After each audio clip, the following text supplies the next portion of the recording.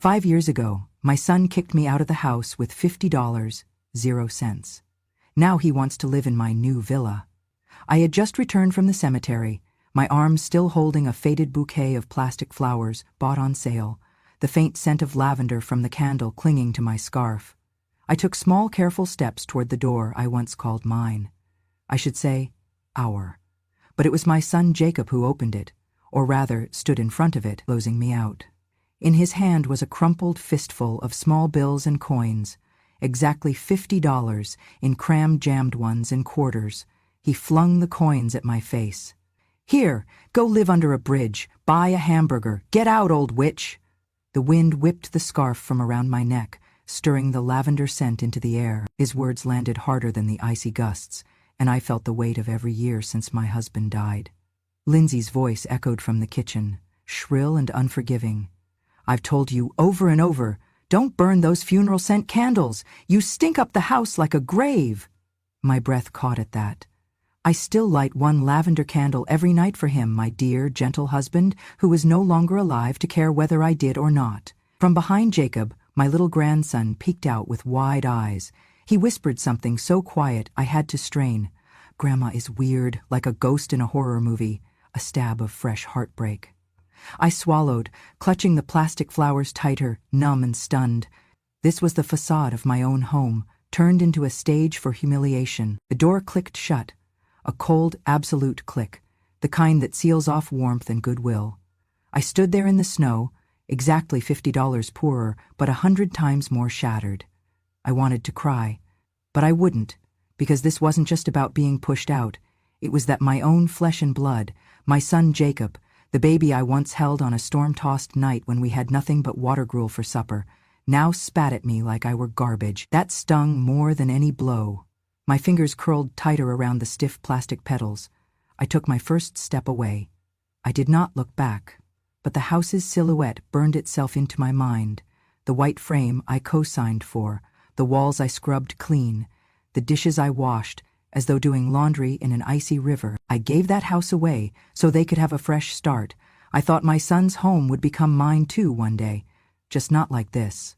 I looked down at the $50, half hidden in coins that clinked and echoed around me, harsh like the laughter that followed me out the door. That money wasn't just currency, it was contempt. It said, "You are worthless. You are done here." Snow fell, gently at first, then more insistently, as if nature herself could not bear the cold that had settled around me. It covered the bills and coins and soon blurred the imprint of those cheek bruises from the tossed money. The bouquet wilted in my hands, brittle plastic stretched thin, symbol of my love and grief and the price I paid for both. I stepped onto the path that led away from that door, away from that horror I once called home, toward a world wild and cold, but at least mine to wander now. I didn't know where I would go, but I knew I had nowhere left to fall than further. I had lost a home, yes, but it was more than that. I had lost the person I thought my son would be. But during all those years he was young and I raised him on porridge and lullabies. I never thought he would lose me so completely. I walked into the night, into the snow's hush, uncertain and broke. But I carried those $10 bills and coins in my pocket like bitter weights of fate.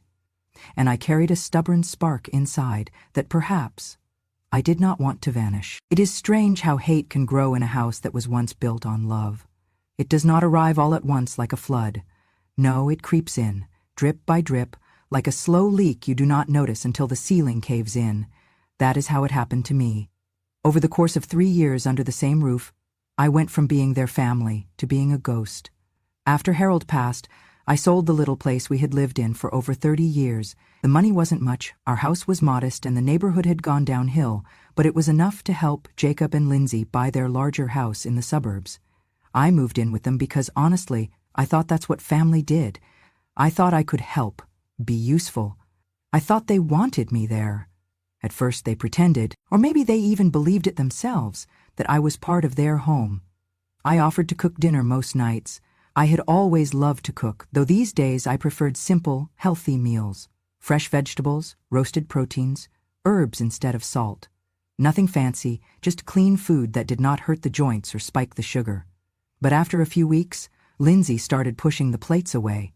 Ugh, Is this quinoa again? She wrinkled her nose. Jacob, your mom cooks like a hospital cafeteria. I miss real food. Real food, I suppose, meant things that came out of a box or left a grease stain on the plate. Jacob would chuckle, sometimes mutter under his breath, "Yeah, Ma, lighten up, it ain't rehab in here." Then came the comments about my rituals. I still lit a lavender candle every night. That scent reminded me of Harold and our life before everything got so complicated. I never made a fuss about it. Just a tiny flame in my room, a soft prayer, a silent minute. But that too became ammunition. Lindsay walked past one night, saw the candle glowing on my dresser, and muttered, "Creepy. No wonder the kid has nightmares." The next morning, Jacob came into the kitchen and said, "You gotta stop with those death candles, Ma, it's weird. You're bringing some bad energy into this house." I smiled and nodded, but something tightened in my chest. Was a minute of memory now too much to ask? I tried to make myself useful in other ways. I did laundry, I vacuumed, I cleaned bathrooms when they were out, I watched my grandson when they needed a date night, I folded towels with care, ironed Jacob's shirts the way he liked when he was in high school. But the day I accidentally broke one of Lindsay's fancy wine glasses, thin as spiderweb, I saw something shift in Jacob. "Jesus, Ma," he barked, "can you go 1 week without breaking something? You're worse than a toddler." I apologized, offered to replace it. He waved me off, stormed upstairs. That was the first night no one said goodnight to me. Then came the house papers. Jacob said he had a business opportunity. A friend in construction, a can't-miss flipping deal. He needed to take out a second mortgage on the house, but the bank needed proof of full ownership. He asked if I could sign over my share, the part I'd paid when we first bought the house together.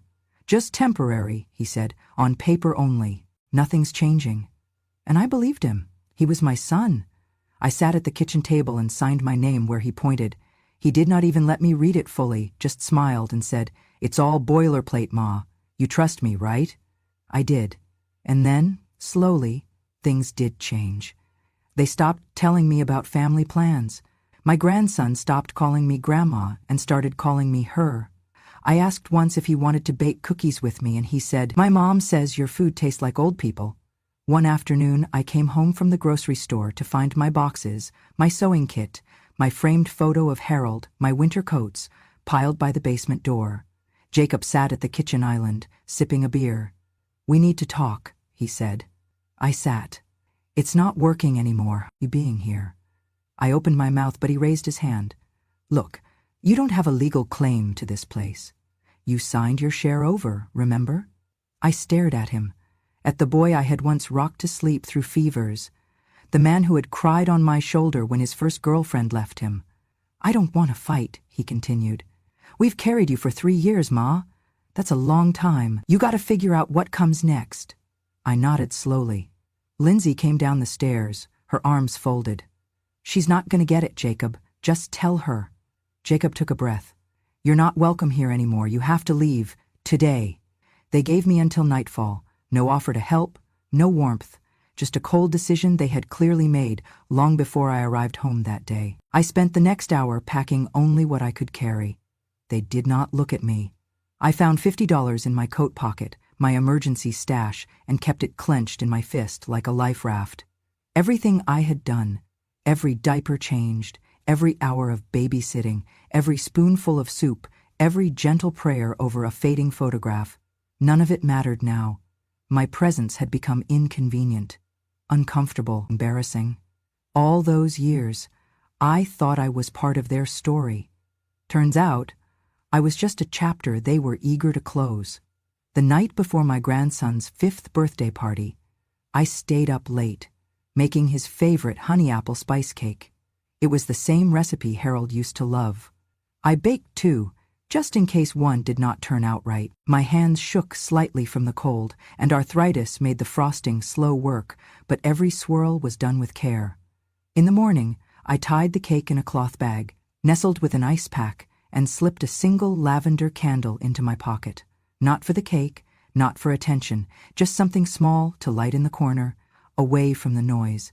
A quiet way to remember that Harold never missed one of Jacob's birthdays. I lit it every year. Never once had anyone noticed or cared before. The party was loud, balloons, plastic cups, cartoon music, shouting kids. I walked into the house I no longer lived in, my arms full, the scent of fresh cake following me like a prayer. Lindsay spotted me first. She said nothing, just raised an eyebrow at the bag. I placed the cake carefully on the edge of the dessert table. There were already store-bought cupcakes and a generic sheet cake that said "Happy Birthday Grayson" in blue frosting. I knew better than to compete. I only wanted him to have a piece of something real, made by hands that remembered his first steps. In the corner of the living room, near the fireplace, I lit the candle. The scent of lavender barely lifted above the fried chicken and ketchup smells. I sat on the armrest of a chair, watching the chaos, smiling when Grayson ran by in his superhero cape. Then Lindsay noticed it. She walked over, nostrils flaring, her voice sharp. "What the hell is that smell?" I turned, surprised. "Just a small candle? For Harold. I always—" She stomped past me, snatched the candle, and blew it out with a theatrical huff. "I told you, do not bring that graveyard stink into my house. This is a birthday party, not a damn seance." People turned, some laughed nervously. I stood, unsure what to say. "I didn't mean—" Jacob appeared behind me, eyes cold. "Enough, Ma." He grabbed my arm. Not roughly but firmly enough to move me, and started walking me toward the door. "Jacob?" I whispered, humiliated. "Not now, please, not here." He kept walking. "Today is about Grayson, and you've made it about you again. We've had enough." The front door opened, and the cold hit my face like a slap. Laughter bubbled from inside. A phone camera was raised. I saw a flash.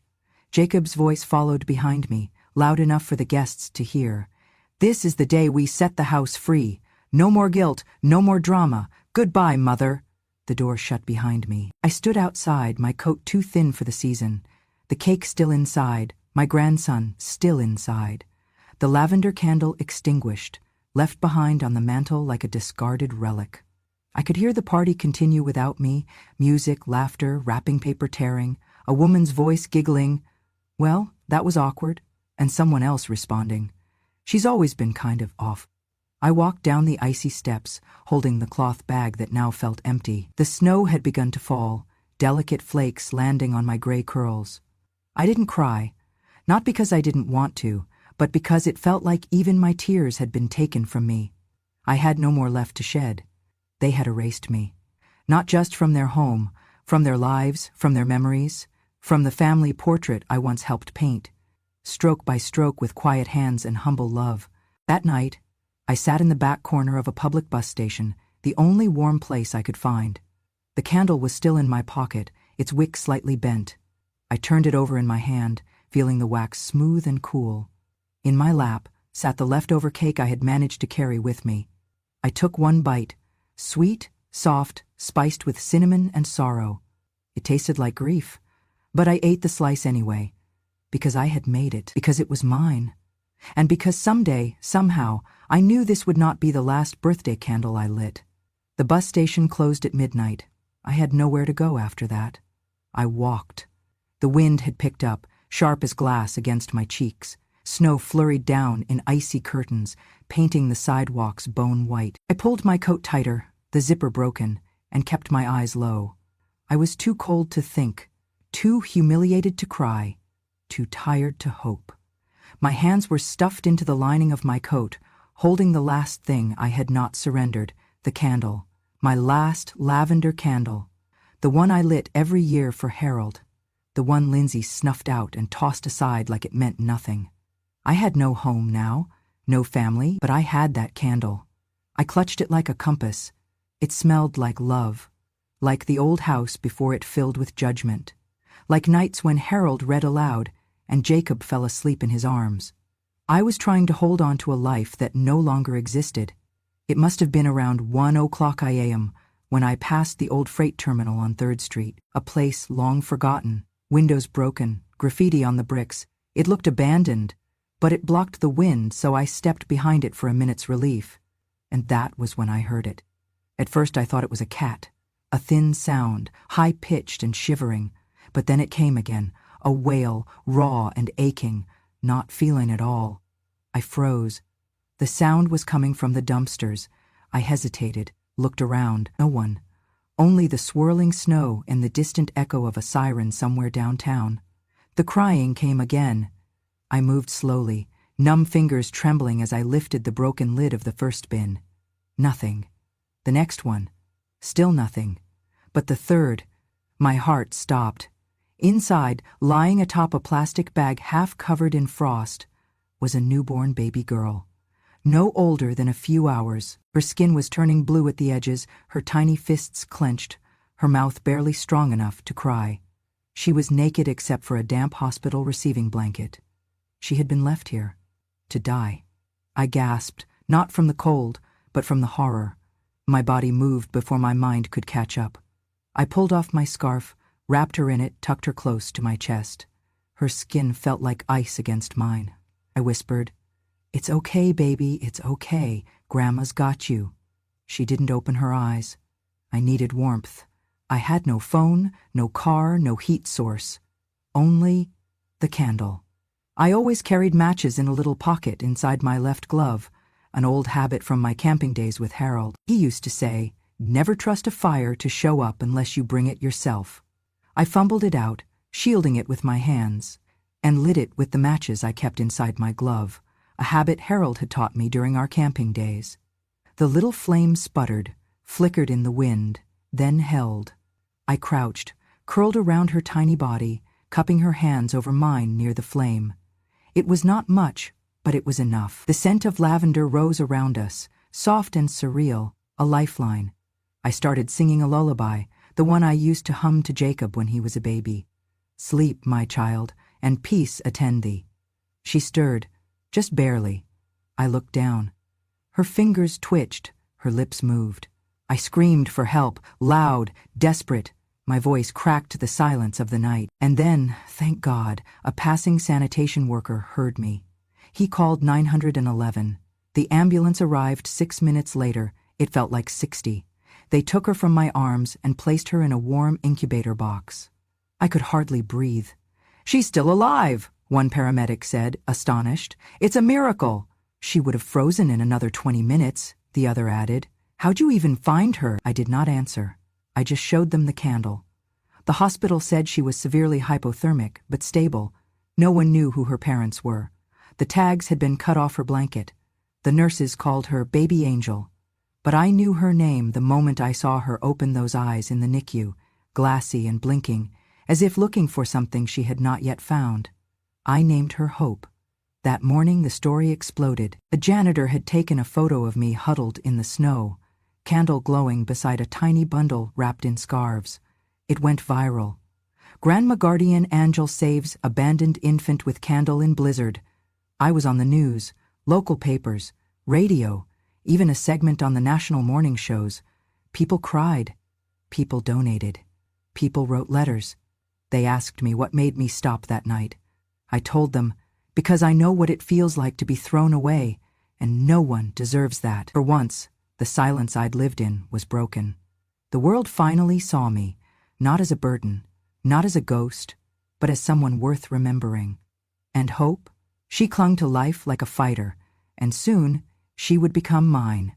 2 days after the story aired on the local news, a man appeared at the hospital with a bouquet of yellow tulips and a look in his eyes like he had been searching for something a long time. He was tall, his back curved slightly from age, but his presence filled the small waiting room like sunlight through frosted glass. He wore a tweed coat with leather buttons and carried a folded newspaper in one hand, the article about me and the baby, with my name printed right beneath the headline. "Excuse me," he said to the nurse. "Is Adele Hartman still here?" I was in the corner knitting a small pair of socks for Hope, who was still under care but recovering beautifully. The nurse pointed in my direction. The man turned to me, and for a moment he said nothing. Then he smiled, and I remembered those eyes, younger then, filled with pain and fever, back in a tent hospital in Da Nang, 1972. I whispered, "Walter?" He nodded, voice thick with emotion. "You remember?" I set the yarn down, my hands trembling. "They nearly told me you died." "I nearly did," he said, sitting beside me. "But you wouldn't let me. You stitched me back together when I was more gone than here. You sang Amazing Grace while I faded in and out, and when I came to, you were still holding my hand. I did that, I whispered, eyes welling. You saved me, he said, and I never got to thank you. He reached into his coat pocket and pulled out a photograph, a faded black and white shot of us. I was young, in uniform, my hand resting on the shoulder of a bandaged, barely conscious man. I've carried this for over 50 years, he said, and now I see your face again, this time saving another life. It was like a sign. We talked for hours. Walter had made his fortune in timber and real estate, but never remarried after losing his wife 10 years ago. No one ever quite matched her silence, he said. She, like you, didn't speak often, but when she did, the whole world listened. He asked to meet Hope the next day. She was in the nursery when he first saw her, small, sleepy, blinking at the ceiling lights. With the same fierce determination I had seen in the snow, Walter stood beside the glass and said softly, "That little girl survived because someone refused to turn away. That's a rare kind of strength." That afternoon, Walter drove me to a clearing just beyond the northern woods outside Anchorage, a stretch of land bordered by pine with a view of the mountains that felt like breathing peace. He stopped the car, stepped out, and handed me a brass key. "I built this place years ago for retirement," he said, "but after my wife passed, I couldn't bring myself to live here alone. Now I know why. It wasn't meant for me. It was meant for you." I stared at him. "I can't accept this." "You can," he said gently, "and you should. You gave me back my life once. Let me give you something back. For you. For Hope." The cabin was a masterpiece. Wood-carved archways, a stone fireplace, soft leather chairs, and a porch that looked out over miles of forest and sky. It smelled like cedar and possibility. I moved in the following week, after the court finalized the guardianship. Hope was mine. Legally, officially, fully. The social worker said there had never been a case like ours, a child saved by a stranger, bonded not by blood, but by warmth. The judge looked at me, then at Hope, and said, "Sometimes the law only catches up to what love already knows." She had no birth certificate name, so I gave her one, Hope Lavender Hartman. Hope for the life she would live. Lavender for the candle that saved her. Hartman because she would never again be without a family. At night, we lit candles together, not just lavender, but eucalyptus, vanilla, and even cinnamon during Christmas. But always one lavender, always first. I would light the match, and Hope would whisper, "For Grandpa Harold," and then we would pray. Not for miracles, just for time, for grace, for warmth. She grew fast, stronger than anyone expected. At 5, she had a wild head of curls and a way of tilting her head that reminded me of myself at her age. Stubborn, curious, quiet until I had something worth saying. Walter became a part of our lives, visiting every Sunday with groceries he insisted on buying, and stories of the old days. He and I would sit on the porch while Hope played with her dolls nearby. He never remarried, and neither did I, but we became something more than companions. We were two lives, once broken, now mended by kindness, his, mine, and that of a child who should never have had to fight so early to survive. We never spoke of what we were. We didn't have to. He held my hand during doctor visits. I stitched buttons back on his flannel shirts. We celebrated Christmas with hot cocoa and 3 stockings by the fire. And each year, on the night of the blizzard, we lit a single candle and told the story again. The story of how a baby cried in the snow and someone answered, not for praise, not for glory, but because that is what love does. 5 winters came and went, quiet and full of meaning. Hope grew taller, braver, Walter's hair thinned more, mine turned snow white, not from age alone but peace. In that cabin, surrounded by trees, I had no need to explain myself, no need to tiptoe or apologize for breathing. For once in my life, I simply was. Then, one morning in late autumn, the peace shattered. Walter had gone to the market. Hope was in the kitchen, drawing sunflowers with her tiny fingers, smudged in orange and yellow crayon. I was sweeping the porch when I heard tires crunch gravel, unfamiliar, slow, hesitant. A black SUV pulled into the clearing, the windows tinted, the license plate familiar. My heart didn't race. It slowed. The door opened. Jacob stepped out, leaner than I remembered, his beard patchy, clothes wrinkled, the scent of desperation clinging to him like wet ash. Lindsay emerged next, thinner too, but her voice sharp as ever.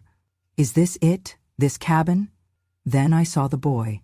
My grandson, now 10, maybe 11, sat in the back seat, eyes glued to a cracked tablet, not even looking up. Jacob looked at me like he had just swallowed a bitter pill. "You're really out here," he said, "living like royalty while we've been—" He cut himself off, shaking his head. "Can we come in?" I stayed silent. The broom in my hand didn't move. Behind me, the door creaked open and Hope stepped out. "Mama, who are they?" Her voice was curious, but her hand slid into mine. Jacob's eyes flicked to her. "You adopted a kid?" Lindsay scoffed. "Of course she did. Playing saint for the cameras." "We lost the house," Jacob said suddenly. "The market crashed. The company folded. Our boy got expelled. Some nonsense about aggression. We've been couch surfing for months." He glanced at Walter's truck in the driveway. "And I see you found company." The implication in his tone curdled my stomach. "Is that your boyfriend?" Lindsay sneered. "Or your sugar daddy?" I flinched, but not from shame, from the memory of the woman I used to be, the one they could silence. Hope stepped closer to me. "Mama, why are they talking like that? Why are they so mean?" Jacob ignored her. His voice rose. "So that's it? Dad dies and you shack up with the first old man who waves $1? Is this the example you set for a child? You couldn't even wait until his ashes cooled." Lindsay added, "You're a disgrace, a parasite. We should have known when you lit those creepy candles every night, whispering to ghosts. Maybe you were praying for this, huh? To trade up? To leave us for this." Each word bounced off the porch like thrown stones, but none pierced deeper than the look Hope gave me. Not scared, just confused. Protective. Her tiny fingers tightened around mine. I met Jacob's gaze and said nothing, because there was nothing new to say. He had made his choices. So had I. Walter's truck pulled in just then. He stepped out, groceries in hand, his warm eyes scanning the scene quickly. He walked up beside me and placed his hand gently on Hope's shoulder. Jacob snorted. "Wow, this is rich. You traded your family for a rich man and an orphan. You replaced us." That was the moment. That word, replaced. It hit not because it was true, but because of the assumption behind it. That I should have stayed miserable, that I owed them loyalty no matter how they treated me. I finally spoke.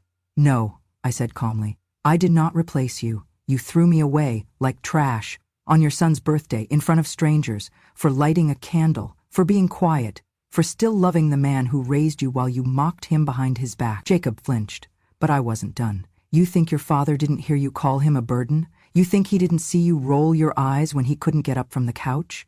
He died believing he was in the way. You did that, not me." Lindsay's face twisted. "This place, this life? You don't deserve any of it. You're just an old woman with luck." Hope stepped forward, chin high. "My mom saved me in the snow. I was in the garbage. She gave me warmth. She does deserve it." Her voice, so small, rang louder than any of theirs. Walter put the groceries down, looked at Jacob and said, "You raised your voice at the wrong woman, son. This home? It's hers.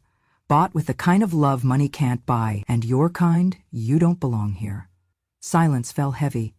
Jacob looked at me again, but it was a different look now, part shame, part panic. "I just thought, maybe, we could stay a while." I didn't answer. I walked inside, closed the door behind me, lit a lavender candle, and held Hope's hand. They came back the next morning. Jacob's knock wasn't loud this time. It was deliberate, controlled. I stood on the other side of the door, waiting, not because I was unsure, but because I wanted to be calm. When I opened it, both Jacob and Lindsay stood straighter than yesterday. Less rage, more calculation. Lindsay held a folder in her hand. "We're not here to fight," she said. "We just want to talk. We were wrong, okay? Everyone makes mistakes." Hope stood behind me, watching quietly. Walter leaned against the porch rail, arms crossed. Jacob's voice dropped. "Just a week, Mom. We have nowhere else. Just let us stay, until we figure things out." I stepped aside, but only long enough to pick up something from the hallway table, a small wooden box. I walked past them and sat it gently on the porch table. Then I opened the lid. Inside was a candle. Lavender. The same scent they mocked for years. Beside it, a USB drive. They stared at it. "What is that?" Jacob asked. I picked up the drive, turned it over in my hand. "Something I never meant to use," I said. "Until you came here talking about betrayal," Lindsay scoffed. "Seriously? You're playing videos now?" I nodded toward Walter. He helped me recover it. "From the old house, the security system I installed after your father fell, twice, the one you never knew recorded sound." Jacob's jaw twitched. "You're bluffing." "No," I said. "I kept the worst one, just one." I walked back inside and returned with my laptop. Clicked. The screen came alive. It was grainy footage, but clear enough. The living room. My late husband Harold on the recliner, thin and coughing, Jacob standing over him, arms crossed. "You just sit there all day, don't you?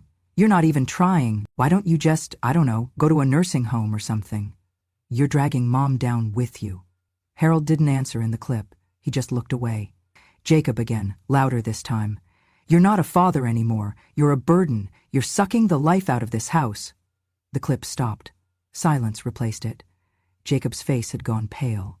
Lindsay stammered, "That's out of context." "No," I said softly. "That's the context you gave us. Your father cried that night. Told me he felt invisible. You did that, Jacob. You called him worthless before the cancer took him.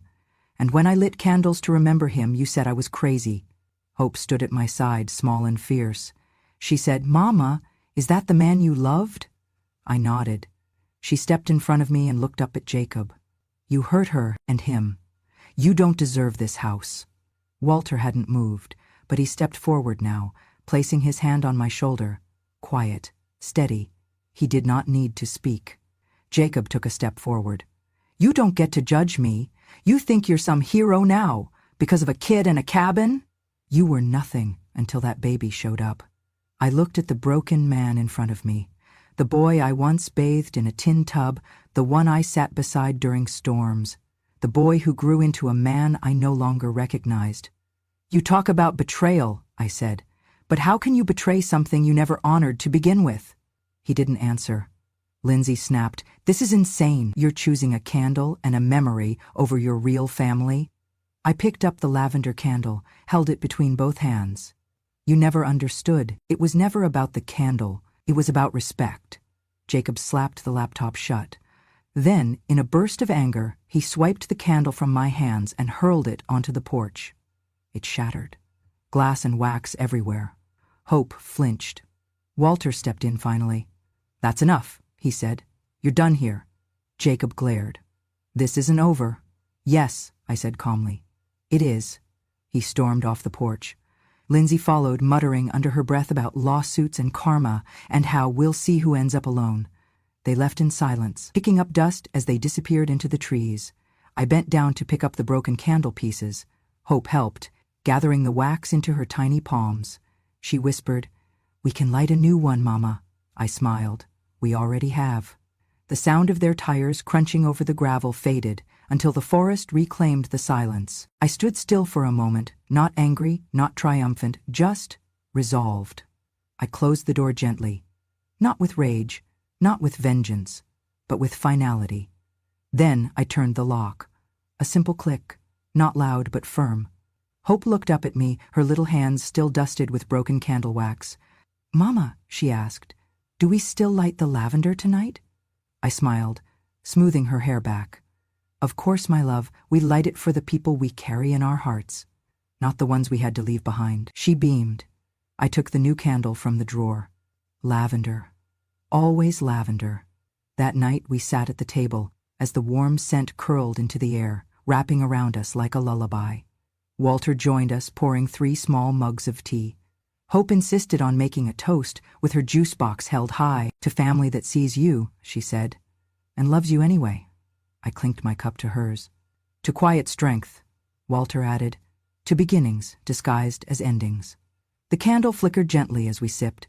Outside, the snow began to fall again, soft, slow, undisturbed. That week, a journalist returned to do a follow-up story. The headline read, "From Forgotten to Fierce, the Grandma Who Lit a Candle in the Cold." They wrote about my years in silence, my banishment, the baby girl in the dumpster, the man I once saved during wartime who gave me the gift of a second life, and the little girl who saved me in return simply by needing someone. They called me a symbol, a survivor, a force they hadn't seen coming, but I did not feel extraordinary, just determined, like a root that keeps growing even in frozen soil. But I do not feel like something risen from ashes. I feel like someone who stopped apologizing for surviving. Hope and I continued our life in the villa. Walter built her a little treehouse near the pines. She called it the Lavender Lookout. Every morning she left drawings of her dreams taped to the windows as if giving them wings. And I began to write again. Letters, memories, lessons I had once swallowed out of fear of being too much. I submitted a column to a local paper called Wisdom from the Porch. It was picked up statewide within 6 months. Soon after, I was invited to speak at a conference for women over 60 who were starting over. And when they asked me the title of my talk, I told them, "You are not a burden, you are the roots." The day I stood on that stage, I wore a pin that Hope had made from dried lavender stems. As I looked out at the crowd of silver-haired warriors, I said, "I once thought silence made me noble, but it only made me invisible. Now I speak, not loudly, but clearly." I heard from thousands of women afterward, women who had been erased in their own families, women who had been told they were crazy for lighting candles, women who were called difficult for daring to mourn the people they loved in peace. And I told every single one of them, "You do not need permission to remember or to begin again." One spring evening, as Hope and I walked the trail behind our home, she looked up and said, "Mama, do you think the people who hurt us ever feel sorry?" I thought about Jacob, about Lindsay. I had not heard from them since that final day. I imagined them wandering, still blaming the world, still unable to see the root of their own collapse. "I don't know," I answered honestly, "but I know it's not ours to carry anymore." She nodded as if that made perfect sense. When we returned to the house, there was a package on the porch. No return address. Inside was a single note, typed, unsigned. "We saw you on TV. We were wrong." There was no doubt in my heart who it was from. Regret has a certain stench, the same scent of desperation I once saw on their faces, but now it arrived in silence, in shame. There was no name, no apology, just the weight of regret wrapped in cowardice. I burned the note in the fireplace and whispered a prayer, not for them, but for anyone still living in shame that does not belong to them. On the 5th anniversary of Finding Hope, we hosted a gathering at the villa. We invited neighbors, old friends, even the fire chief who had responded to my call that night. There was lavender cake, candles lining the porch, and music that Harold once loved. Hope ran up to me halfway through the evening and pulled on my sleeve. "Mama," she said, "can I tell everyone why we light the candles?" I bent down, looked her in the eyes. "Of course you can, my heart." She stood on the porch steps and cleared her throat. "We light them," she said, "because some people don't want to see the light. They say it smells weird or makes them sad. But Mama says, when something smells like love, you keep it lit, no matter what." The crowd clapped. Some cried. Walter placed his arm around my shoulder. As the sun dipped low and the candles danced in the breeze, I looked out over the woods, the sky, the future, and I thought, this is what legacy really is. Not the money, not the house, not even the story on the news. It is the scent your life leaves behind when no one's watching. And mine?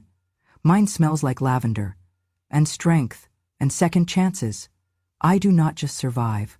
I bloom, every night, with every flame. Thank you for listening to my story. If you've ever been called too quiet, too emotional, too much, or not enough, remember this.